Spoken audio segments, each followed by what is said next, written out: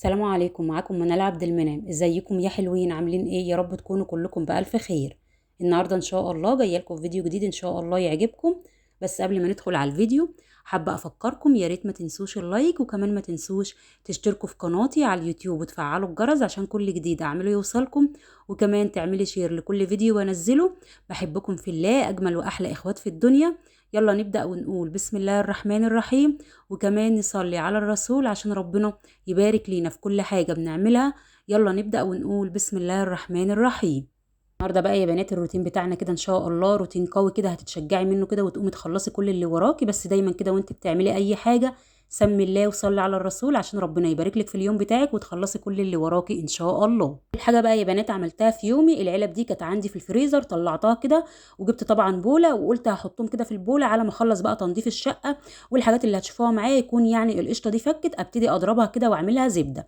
القشطه دي محوشاها من وش الحليب، يعني لما بيكون عندي حليب بغليه وببيته ليله كده في التلاجة وببتدي اطلعه بيكون عامل بقى وش القشطه ده. ببتدي كده اجمعه بقى في علب زي ما انتم شايفين كده، وابتدي طبعا اضربه واعمله زبده. بقى يا بنات البوله طبعا رجعتها بقى على الرخامه اللي ورايا، وهبتدي بقى يعني اجهز حاجه افطر بيها. بصراحه الجو حر قوي، فالواحد بيبقى قايم من النوم ملوش نفس الفطار، بس طالما هنشتغل لازم ناكل اي حاجه. فكان عندي بصراحه شاي بلبن، وكان عندي كمان التحليه البارده اللي انا كنت عاملاها معاكم.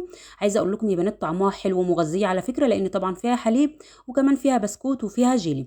وعايزه اقول لكم كمان الولاد برضو يعني فطروا كده زيي وحابين برضو التحليه البارده دي.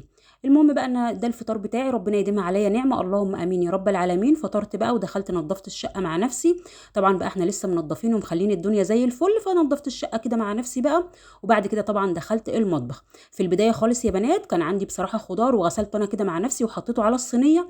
على ما بخلص بقى تنظيف الشقه والحاجه اللي بعملها يعني بيكون بقى الخضار بتاعي نشف، ابتدي احطه في العلب او في المنظمات زي ما انتم شايفين كده. بس دايما وانت بتعملي اي حاجه سمي الله وصلي على الرسول عشان ربنا يبارك لك في كل حاجه بتعمليها، وكمان تخلصيها بسرعه ان شاء الله. عايزه اقول لكم يا بنات ان التلاجة كانت فاضيه. في الفيديو اللي قبل ده نضفت معاكم الفريزر، وكمان قلت لكم نضفت التلاجة، وبرده شفت ايه اللي موجود عندي من المكرونه الشعريه الحاجات اللي زي دي.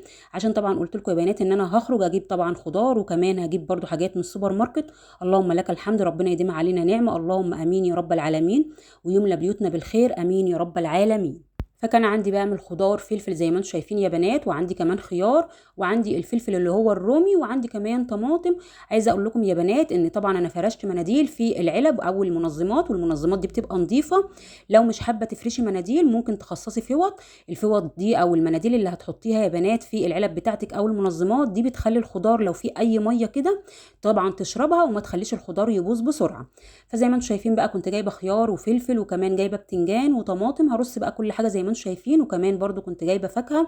ربنا يديمها علينا نعمه، اللهم امين يا رب العالمين، ويملى بيوتنا بالخير، وربنا يرزق كل مشتاق بكل حاجه نفسه فيها، اللهم امين يا رب العالمين. وكمان كان عندي برضو ليمون يا بنات، وعندي برضو باميه، كنت جايبه ربع كيلو باميه.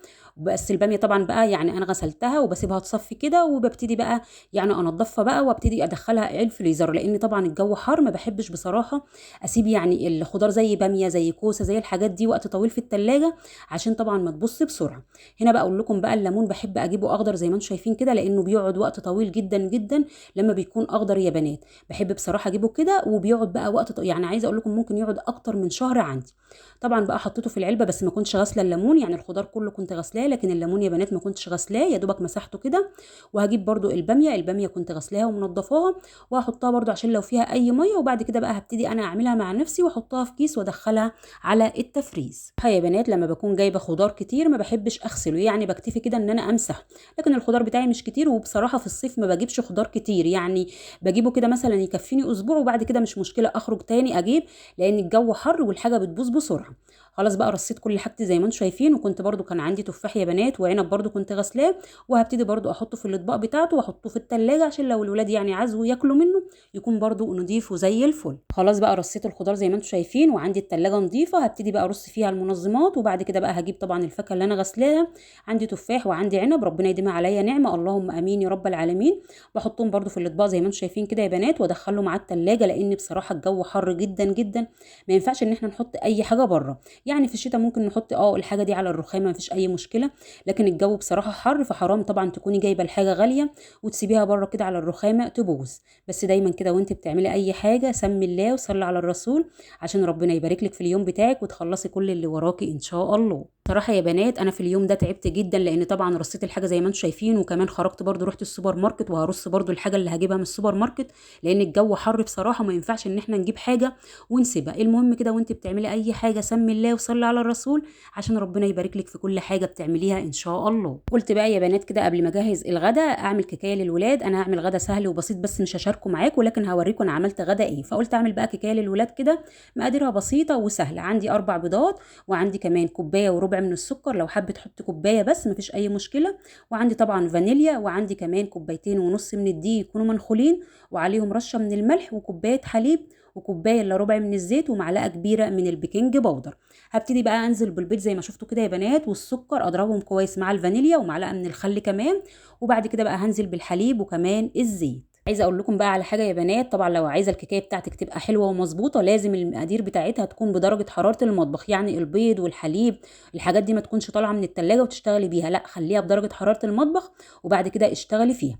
زي ما انتم شايفين بقى ضربت المواد السائله كويس مع بعضيها، ولو حابه تعملي الخطوه دي في الخلاط مفيش اي مشكله، بس بصراحه انا بستسهل بالمضرب اليدوي بيديني برضو نفس النتيجه. وبعد كده بقى نزلت بالدقيق اللي عليه طبعا رشه من الملح، كمان معلقه كبيره من البيكنج باودر، والدقيق يا بنات بكون نخلاه مره واتنين عشان برضو يديني نتيجه حلوه. قلبت بقى يا بنات المكونات بتاعتي، ولو حسيتي بعد ما قلبتيها محتاجه كده معلقتين من الحليب مفيش اي مشكله. جبت بقى الصينيه بتاعتي ودهنيها اي ماده دهنيه انت حباها، وهبتدي انزل طبعا بالكيكايه زي ما انتم شايفين، وعندي الفرن سخن على درجه حراره 190 او 180، وبولع من تحت. اول ما جوانب الكيكايه بتاعتي تاخد لون ببتدي اولع الشوايه تاخد اللون الجميل اللي هتشوفوه معايا دلوقتي. جهزت بقى انا الغدا يا بنات، بصراحه بقى قلت اعمل كده غدا سهل كده وسريع عشان عايزه اخرج زي ما قلت لكم. فقليت بقى من البتنجان اللي كان جاي لي الصبح الحلو ده، عايزه اقول لكم كان طعمه تحفه. بقليه كده يا بنات واحطه في علبه واغطي عليه واحطه في التلاجة. وكمان قليت بطاطس، وعندي طبعا خيار وطماطم، وكان عندي كمان بطيخ قطعته زي ما انتم شايفين. وده كان الغدا بتاعنا، ربنا يا رب يديمها علينا نعمه، اللهم امين يا رب العالمين. خلاص بقى اتغدينا الحمد لله. شطبت بقى المطبخ، ما كانش فيه مواعين كتير ولا اي حاجه، المهم ان انا شطبت المطبخ. انا عندي طبعا شقتي نظيفه وكل حاجه لسه منظفين ومظبطين الدنيا، فكل حاجه كده بتبقى على السريع. طبعا بعد ما اتغدينا بقى وشطبت المطبخ زي ما قلت لكم، قعدت انا بقى مع نفسي كده. طبعا ضربت القشطه وطلعتها زبده زي ما انتم شايفين، ومش هسيحها، انا هحطها في علبه واحطها في التفريز، لان بصراحه عندي سمنه فمش حابه ان انا اسيحها. لما احس بقى ان السمنه اللي عندي يعني قربت تخلص ابتدي اطلع الزبده دي واسيحها.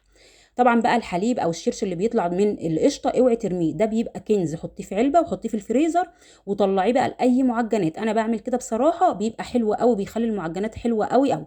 فهدخل بقى العلبتين كده على التفريز، وربنا يديمها علينا نعمه، اللهم امين يا رب العالمين. بقى يا بنات وش الحليب بيطلع ايه؟ بيطلع الزبده دي، تبقى خير عندك كده في البيت احسن طبعا ما تجيبي الحاجات دي من بره. انت لما بتعملي الحاجه بايديك بتبقى طبعا مضمونه وبتبقى عارفه طبعا انت عاملاها ازاي. الكيكه بتاعتي بقى كانت بردت خالص، قلت بقى اقطعها كده واوريكم منها قطعه. وبعد كده بقى انا خرجت طبعا جبت الحاجات اللي هتشوفوها معايا دلوقتي. انا بصراحه جبت يعني المره دي رحت بيت الجمله.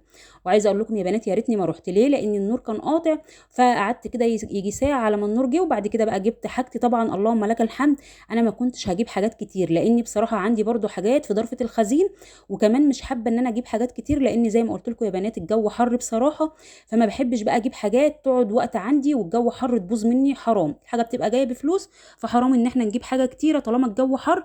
جيبي حاجه يعني تمشيكي كده، ولما تخلص اخرجي جيبي تاني مفيش اي مشكله.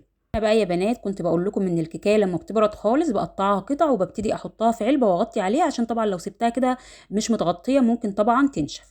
المهم بقى خرجت طبعا جبت الحاجات اللي هتشوفوها معايا دلوقتي، قلت بس استريح كده بقى واغير هدومي وابتدي بقى ادخل تاني على المطبخ وابتدي بقى ارص الحاجه. مش حابه بصراحه اسيب الشنط عشان بتكركب لي المطبخ، وكمان يعني في برضو مكرونات ورز زي ما هتشوفوا دلوقتي والجو حر، فمش عايزه اسيب الحاجه دي، عايزه ارص كل حاجه.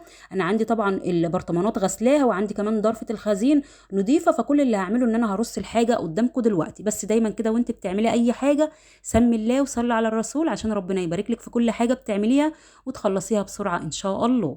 جبت بقى يا بنات كيس من الرز اللي هو 5 كيلو، عايزه اقول لكم الكيس ده بيكفيني الشهر كله. جبت كمان يا بنات 3 اكياس من الدقيق، والدقيق ده حاجه اساسيه زيه زي المكرونه زي الرز، لاني بصراحه بحب يكون الدقيق موجود عندي مع البيكنج باودر والخميره والفانيليا، عشان لو ما فيش اي حاجه موجوده عندي ممكن بقى اعمل معجنات للولاد، او لو زهقنا مثلا من المكرونات الرز الحاجات دي اعمل معجنات، اعمل كيكايه زي ما شفتوا كده. فجبت دقيق، وانا كان عندي في التلاجة بيكنج باودر وخميره وكمان فانيليا. جبت كمان يا بنات مكرونه وكيس واحد من الشعريه، لاني عندي شعريه، وكيسين من المكرونه الاسباجيتي لاني برضو عندي مكرونه سباجيتي. المهم يعني ما كترتش في المكرونه لان انا بصراحه كان عندي. جبت كمان كيس من الملوخيه يا بنات، اول مره اجيب ملوخيه من السوبر ماركت، بصراحه عجبتني. طبعا كلنا عارفين منتجات الضحى بتبقى حلوه، بصراحه جبتها وجربتها، عايزه اقول لكم حلوه على فكره. وجبت نص كيلو من الرز البسمتي اللي هي الحبه الطويله، وكيس واحد بس من لسان العصفور، لان يعني ولادي مش دايما بيطلبوا ان انا اعمل لهم لسان العصفور، فجبت كيس واحد بقى زي ما شفتوا كده يا بنات. كمان علبتين من الملح، وكمان كيس زعتر، بحب الزعتر بصراحه يا بنات، بحطه على المكرونه بيدي طعم حلو قوي. وجبت كمان كيس من اللي هو التوابل بتاعه الكفته، بحبه برضو يكون موجود عندي. عايزه اقول لكم اللهم بارك الشهر ده يا بنات انا وفرت فلوس، لان في حاجات كتير ما جبتهاش لانها موجوده عندي، يعني صلصه، الصابون بتاع المواعين، كمان برضو ما جبتش مسحوق اوتوماتيك لان عندي، ففي حاجات كتير ما جبتهاش هي موجوده عندي، فطبعا الفلوس بتاعتها وفرتها. اللهم لك الحمد، ربنا يديمها علينا نعمه، اللهم امين يا رب العالمين. طب الفلوس بقى اللي وفرتيها دي هتوديها فين يا منال؟ اكيد طبعا انتوا عارفين يا بنات هوديها فين، على الحصاله على طول.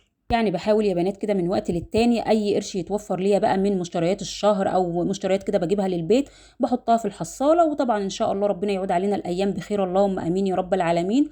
نفتح بقى الحصاله ممكن قبل رمضان قبل العيد، المهم ان احنا طبعا التحويشه دي بتبقى حلوه، بتنفعنا في اي وقت احنا محتاجين فلوس، على طول بقى بنروح فاتحين الحصاله ونجيب اللي احنا عايزين. ربنا يملى بيوتكم بالخير يا بنات، وتجيبوا كل اللي نفسكم فيه، اللهم امين يا رب العالمين. انتوا شايفين بقى يا بنات، جبت بقى العلب وحطيت الرز وكمان المكرونه، وطبعا الاكياس اللي فيها شويه مكرونه دول كانوا بواقي مكرونه بقى فايضه عندي، فقلت برضه احطهم على المكرونه اللي زيهم زي ما انتوا شايفين كده، لانهم نفس النوع، يعني المكرونه اللي بفضيها دي كانت حوا برضه، فحطيتهم بدل ما احط بقى الاكياس فيها شويه كده والبرطمانات فيها شويه، لا حطيت طبعا النوعيه اللي زي بعضيها في كلها في برطمان واحد، بحيث ان انا يبقى عندي ضرفه الخزين متنظمه كده ومترتبه. بصراحه انا تعبت في اليوم ده، ولكن بحس بقى ان انا مبسوطه لما بلاقي حاجتي كده مترتبه وكل حاجه محطوطه مكانها. بس دايما كده وانت بتعملي اي حاجه سمي الله وصلي على الرسول، عشان ربنا يبارك لك في كل حاجه بتعمليها، وكمان تخلصيها بسرعه ان شاء الله. خلاص بقى زي ما انتم شايفين كده يا بنات، رصيت بقى المكرونه والرز وكمان الدقيق برده حطيته في العلبه، وكمان الملوخيه قلت افضيها بدل ما اسيبه كده، يعني اسيب الكيس كده واحطه في التلاجة، لا حبيت ان انا افضيه في برطمان.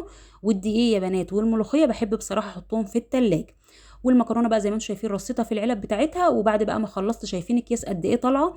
طبعا بقى لما بنسيب الحاجه دي في الاكياس زي ما هي كده بتبقى مكركبه الدنيا، لكن لما ترصي حاجتك كده في البرطمانات او العلب بتاعتك بتحس ان الحاجه بتاعتك منظمه ونظيفه وزي الفل. خلاص بقى مسحت الرخامه بتاعتي وشلنا الاكياس، وبرده هبتدي كده اعيد برده على البرطمانات سريعا كده بالفوطه. والحاجه بقى اللي زايده عندي زي الشعريه والمكرونه الاسباجيتي يا بنات هحطهم في درج التربو. وطبعا الدقيق بقى اللي انا حطاه في العلبه هدخله على التلاجة، والكيس بقى اللي هو لوحده ده بحطه في درج التلاجة. وطبعا الزعتر والملوخيه وكمان توابل الكفته بحطهم يا بنات برده في التلاجة. والملح بحطه في درج التربو لاني برضو عندي ملح. والرز بقى والمكرونه هبتدي ادخلهم على ضرفه الخزين، لاني طبعا ضرفه الخزين عندي نظيفه ومترتبه، فهرص بقى في كل حاجه كده فيها بنظام. بس دايما كده وانت بتعملي اي حاجه سمي الله وصلي على الرسول، عشان ربنا يبارك لك في كل حاجه بتعمليها ان شاء الله. جبت كمان يا بنات كيس اوكسي كيلو ونص، وعندي كيس برضو في العلبه دلوقتي هتشوفوها هفضيهم على بعضيهم، لان بصراحه المسحوق العادي انا ما بقدرش استغنى عنه، لاني يوميا بغسل طبعا على الغساله العاديه. جبت كمان شاور زي ما انتم شايفين كده يا بنات، طبعا سامحوني يعني مش فاكره الاسعار، كل اللي فاكره الشاور ده يا بنات كان عامل 20 جنيه، عجبني بصراحه كده فقلت اجيبه اجربه. هو يعني مكتوب عليه كفي 10 مرات، فقلت اجيبه كده اجربه، كان عامل 20 جنيه، يعني الاثنين دول كانوا ب 40 جنيه. وجبت كمان عرض الكلوريل ازازه بيضه وازازه للالوان. وجبت كمان صابون 4 صابونات كده برضو عرض مع بعضيهم، وعرض برضو المناديل زي ما انتم شايفين كده. ودي كانت المشتريات بتاعتي، ربنا يديمها علينا نعمه، اللهم امين يا رب العالمين. هجيب بقى العلبه بتاعت طبعا المسحوق، وهفضي المسحوق عشان اكون بقى نظمت كل حاجه، وعندي كل حاجه كده في مكانها ومتنظمه وزي الفل. هنا بقى يا بنات بقول لكم طبعا كل حاجه برجعها مكانها، هنا بقول لكم طبعا دي بستعمله للابيض اللي هو طبعا كلنا عارفينه الكلوريل اللي هو بيبقى للهدوم البيضاء، وكمان بحب برضو امسح بيه السيراميك بيلمع كده برضو، والتاني بيبقى للالوان.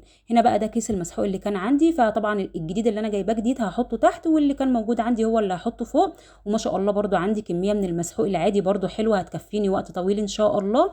وعايزه اقول لكم بقى مسحت الرخامه كده، وعندي بقى كل حاجه رايقه ونظيفه.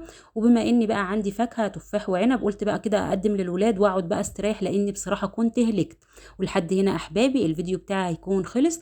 لو عجبكم بقى الفيديو ما تنسوش تحطوا لي اللايك، وما تنسوش كمان تشتركوا في قناتي على اليوتيوب وتفعلوا الجرس عشان كل جديد اعمله يوصلكم، وكمان تعملي شير لكل فيديو بنزله. وما تنسوش طبعا كلامكم الجميل الطيب اللي بتكتبوا لي في الكومنتات. بحبكم في الله، اجمل واحلى اخوات، ربنا يديمكم في حياتي ويخليكم ليا، اللهم امين يا رب العالمين. ده بقى رأيكم في الفيديو يا بنات، وفي كل فيديو بنزله عشان طبعا رأيكم بيشجعني. ما تنسوش اللايك يا بنات، بحبكم في الله. كنت معاكم منال عبد المنعم، سلام عليكم.